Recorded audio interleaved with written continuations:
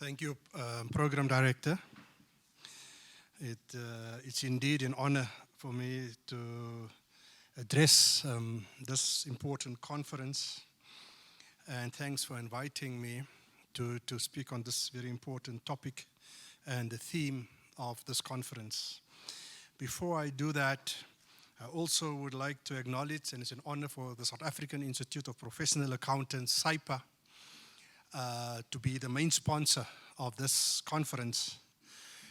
It's very important in terms of the topic. It shows that as professionals in the accountancy profession, we are not limited to just to our profession, but what role do we play in society in the broader aspects of life in general. So the theme of the conference is very much appropriate in terms of setting up the market and to put citizens first. President Philip Rakwale, CEO Russell Morena, SAIGA board members, SAIGA members, the SAIPA chairman, Ms. Kantha Naika, the SAIPA executives, Chief Operations Executive, Dr. Isaacs, and the Technical and Standards Executive, Faith Ngwenya. All protocols observed. It's important that I want to address this public value management, but I need to put it into context of the accountancy profession. We've heard a very important and thought-provoking discussion here, just in the immediate panel, the role of the profession has to play, and not becoming a tick box profession. It's important that at some stage when I ask the regulator in the country, did the auditing profession have the self-reflection on us as professionals within the profession? And that answer must still be answered. Question must still be answered. So I'm going to take you through what's important and how the profession has evolved, that you need to understand how does public value management fits into the broader scheme of things. And I'm not going to repeat and continue in the discussion that the panel have just discussed. But as we evolve in the profession, there's certain things in life in general that is not changing. I'm on record by saying the only constant in life is change. Certain things will change, have to change, but there's other things that cannot change, such as ethics, conduct, morals, our moral obligation in terms of who we are as individuals and in whichever profession we represent ourselves. There's currently three major items in the profession over and above what we are used to in terms of our ethical conduct that is affecting the profession, that it is relevant for us, that we must ensure and move with the times within the global accountancy profession. And the three main topics in the profession is digitalization, it's affecting us all, sustainability reporting, and quality management standards in terms of ISQM 1 and 2. It's important that we realize that we cannot, and it's on one of my slides, but I'm going to say it here and I'm going to repeat it later, that professional accountants, and I talk now professional accountants in terms of the definition of the International Federation of Accountants, IFAC, who are a member body of IFAC, cannot continue doing the same thing. Professional accountants cannot continue doing the same thing differently. Professional accountants must do different things.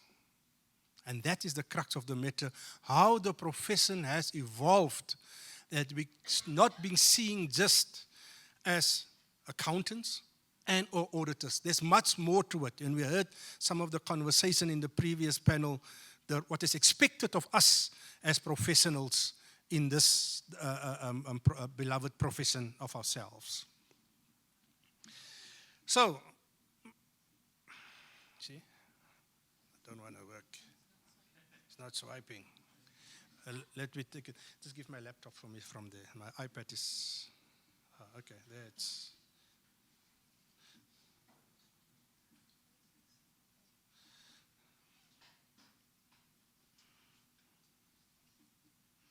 Okay. Murphy's Law, Rochelle, and now it's working. But take it. No, let me take this one rather. It's better to do it from here.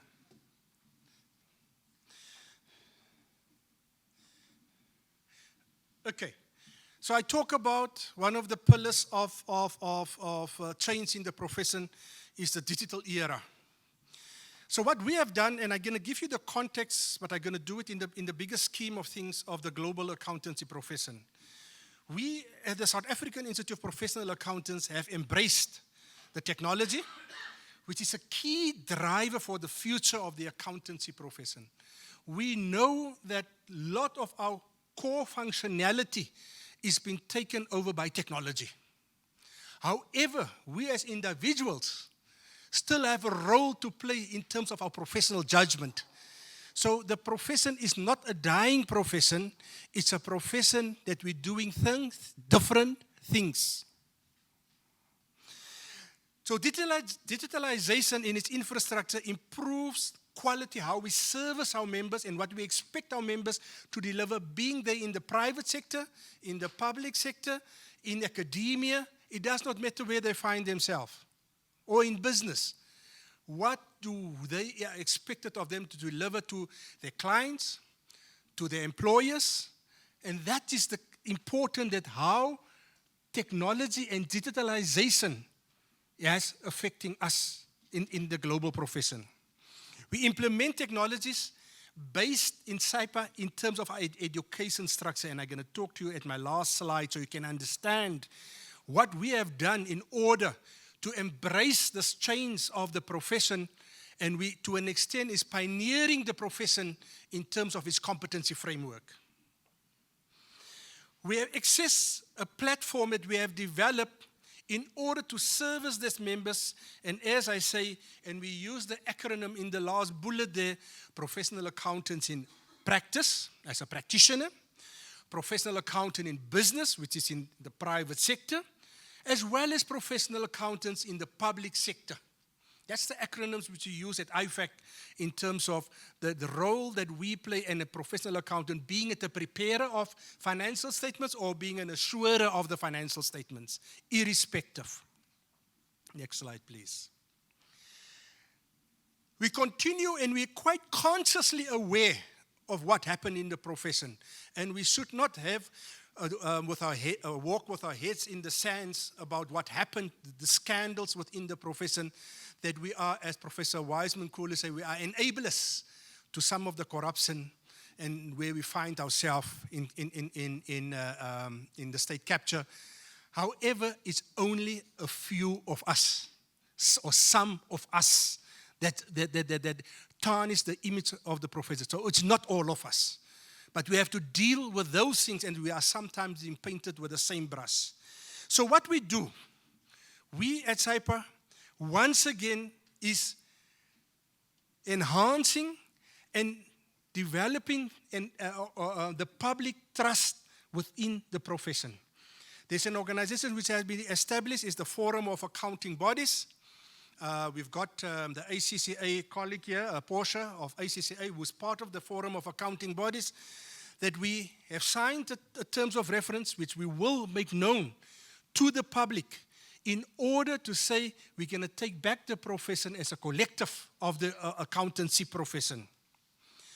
The International Federation of Accountants have just released now on the 6th of September 2022 the anti-corruption action plans together with economic crimes, which have consulted globally with the OECD as well as with the International Bar of Attorneys. And we at SAIPA have underwritten and supported that anti-corruption and economic crimes to such an extent that we will develop our own, that we become more vigilant. And when we talk about ethics, and I think it's a topic that we sometimes overuse, sometimes we abuse, sometimes it's become so, we use it to such an extent that we don't take note of it anymore. To such an extent that we at SAIPA, we sign ethical pledges. Your certification and your membership is on an annual basis. We've moved that beyond that. Ethics is compulsory subject matter of part of your CPD program.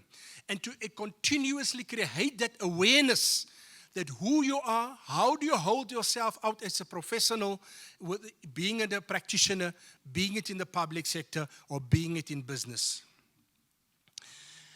I also refer to the importance of the implementation of quality management standards. And this is going to be compulsory for the profession on the 15th of December 2022, which is just around the corner. What has we been doing in terms of to ensure that we adopt the international standard on quality management, 1 and 2.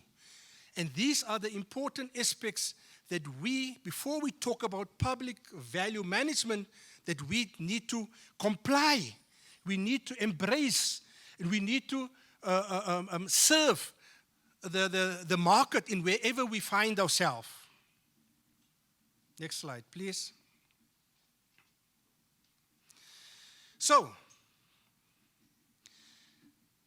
regulating the profession is another topic which is on the agenda for a very long time. In South Africa, we only have the audit regulator, which is, and currently it is only audit in the private sector. Okay?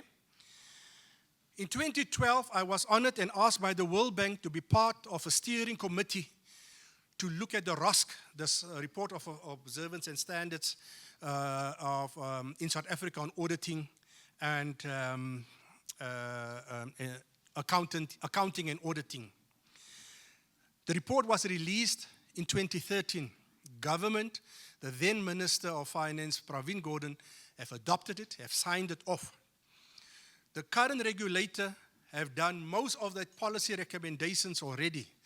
There are a few things outstanding in that policy recommendations, such as the education model of professional bodies in South Africa, and to an extent, the regulation of the accounting discipline within the profession. And we are currently seen as professional bodies as self-regulated. Okay? Now, within the broader accountancy profession, we see regulation in 3 legs, which is what we call external regulation, which where we are regulated by an Act of Parliament, which is currently the Auditors Professions Act in South Africa. We see self-regulation, which is us as professional bodies, because we're not governed by an Act of Parliament. And then we talk about regulation, self-regulation with external oversight, which is a hybrid of the first one and the second one. And that, I think, is a model that we should consider for the accountancy profession to regulate the entire end-to-end of the broader accountancy profession. So the concept paper, which I've drafted way back in 2012, has been used by the current regulator, IRBA, in order to say, let us regulate the profession. Unfortunately, heads of at IRBA have moved on. Different heads of the organization is there. I don't know where that situation is, but I'm not going to go into the detail of that. But what's very important as a professional body, once we're going to talk about regulation, is the compliance of how we hold ourselves up with our, as what we called, statement of membership obligations, because we as professional bodies have an obligation towards our members and the profession. And what role do we play in the profession in order to make sure that the profession's image is not being tarnished? We're not going to say we're going to rid of all the bad apples in the profession, but it's a concerted effort that we have to make in order to ensure our beloved profession, the role we play as a professional body, as well as individuals within the profession, in order to hold ourselves out. And unfortunately, the conversation that we just had now, it is sad to see the role of how some of our colleagues is playing in the public sector and being enablers to what's currently happening the public. And it's not limited to the public sector. It's in private sector as well. And unfortunately, the public sector is bearing the brunt of what's happening from us, some of our colleagues in the market. Next slide, please.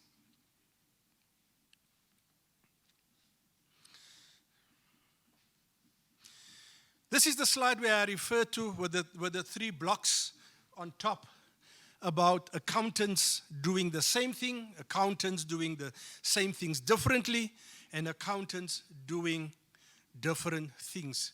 Colleagues, it's time that we embrace that concept in terms of who we are, what we want to achieve, what contribution do we want to make to our employers, to our clients, both in our clients and our employers, both in the public sector as well as in the private sector. So irrespective, and I started off with digitalization as the driver that changed the profession, that we have embraced it both as the producers of financial statements as well as the assurers of financial statements, and I've said that. To such an extent that what we have done at SAIPA is we say, you cannot do the same thing with the same tools and expect a different result. We all heard that so many times. So we amend our competency framework, that it become all-inclusive, that we are not limited just by the tick box approach that I've done what I had to do as a preparer or as an auditor. Yes, we talk about separation of duties, but we also act as advisors to our employers and to our clients. We talk about qualitative reporting, which is the buzzword within the profession about sustainability reporting. And that is not limited just to climate change. Sustainability reporting is not limited to climate change. In the SME sector, which is the engine room of the economies throughout the world, irrespective of where you look at it, mighty Europe, the US, Australasia, SMEs are the engine rooms of the economies of the world, and it's not capital markets. And sometimes when we talk about the sustainability reporting and we talk about SMEs, is the question is which S do we use first? Is it survival of the SMEs or is it sustainability of the SMEs? And that is important, that we need to find that balance without putting unnecessary red tape on these SMEs who are there for survival in order before you become sustainable going forward. We've also incorporating, as I said, we've underwritten and we've supported IFAC on that anti-corruption and economic crimes action plan, which was just released on the 6th of September. We're incorporating that also into our competency framework. And so, what are we doing? Those of us who are already there is what we called, me personally, I don't believe in the concept of unlearning. I believe in relearning and reskilling. Reskilling and relearning. Yes, they believe there's a concept of unlearning. For me, it is reskilling and relearning. It's important. And what we will do, compulsory courses for our members, that you shall do this in order to elevate you to what is expected of you. And in your new competency framework, the new entrants to the market will comply with the new competency framework that we have set ourselves, and it is work in progress. Let me just not create unnecessary. It is work in progress, but we're at the far stage of that before we launch our respective competency frameworks. Can you just catch up the slides,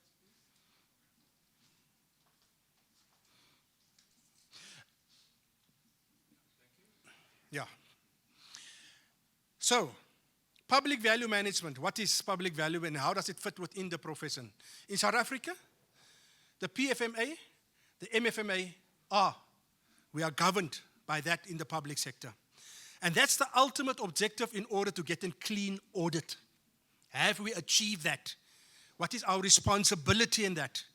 It's also important that the public value management transform accountability, that we improve service delivery to put citizens first.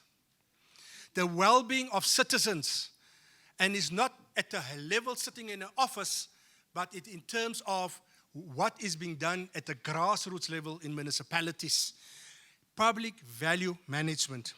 It also refers to about what do we want to leave behind as a legacy for future in a certain municipality, in a certain district. in terms of our responsibility. What value do we create to that municipality, or what do we contribute to there as professional accountants? And I use the word professional accountant once again in its broad term, being it an auditor or an accountant. Next slide, please. I'm not going to go through the detail of that. It's a bit faint. You will get a copy of the slides where it goes in detail what is really public value. There's a number of diagrams, but there's also a political will. And sometimes that's the biggest challenge for us as professionals, to get that political will, and who's carrying out it at the officer level. Doesn't matter in which level of government it is, at the local level, at the provincial level, or at the national level. We heard in this panel discussion the issues and the challenges we experience in the public sector. And it is us that need to take a stand. And we're going to hear about what Professor Leon van Vieren is going to talk about, whistleblowing. And there is a lot of risks associated to that. We've experienced that about in the whistleblowers. They encountered death, threats, they had to leave the country, etc. I'm not going to go into that detail, but it is time that we as a collective and we as professional bodies also need to come to the party. We talk about professionalization of the profession of the public sector. The Public Service Administration Ministry has started on something. Currently, we don't hear what's happening. Where are we in that initiative of professionalization of the public sector, that we have the right people and not cadre deployment in the respective government departments? I'm going to conclude on public sector, and I'm going to conclude my second last slide is what we have done at SAIPA on public value management system, public value management. We were part of that initial discussions with the Public Service Administration Department on professionalization.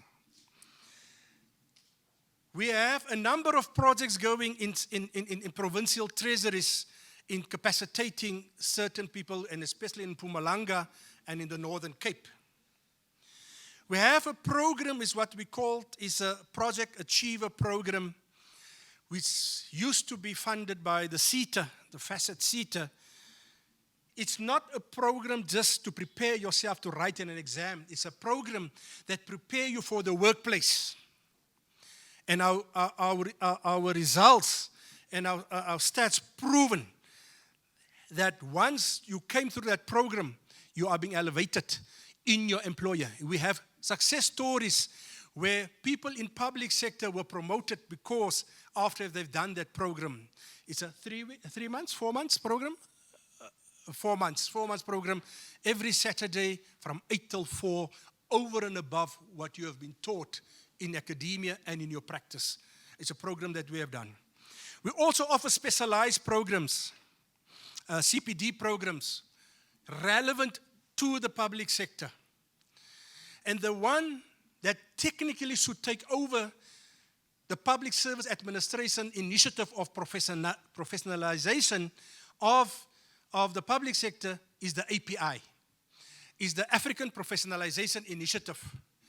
Was a joint venture between FROSAI and PAFA, the Pan-African Federation of Accountants, and SAIPA was a major contributor in developing that under the leadership of Professor Rashid Small. And that and it's got 3 legs, and the 3 legs is what we call an accelerated program. Is to those already in the public sector that we fast track those existing employees to become competent. The second leg is a specialization, is what we call the mobility between private sector and public sector, because public sector is being frowned upon. And we want to say we want it to become a sought after a sector of the industry within the profession or in the career. I'll wrap up now.